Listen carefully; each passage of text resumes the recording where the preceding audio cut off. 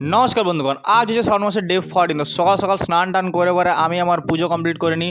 পুজো complete করার পর আমি ঝটপট কিছু খাবার খেয়ে নিই।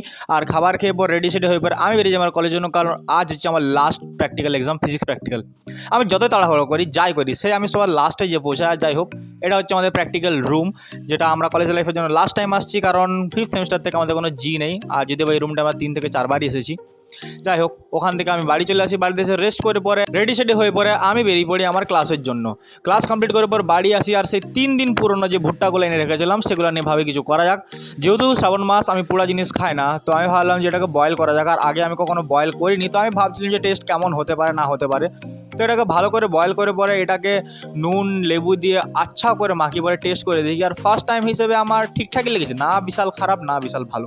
দিদিকে টেস্ট করতে দিদিও বলছে যে হ্যাঁ ভালো খেতে। তো ফিলহাল আমি যেহেতু এটা বানিয়েছি তো এটা শেষ করি, দেখা হচ্ছে পরের ভিডিও, তখন বলছি তো টাটা।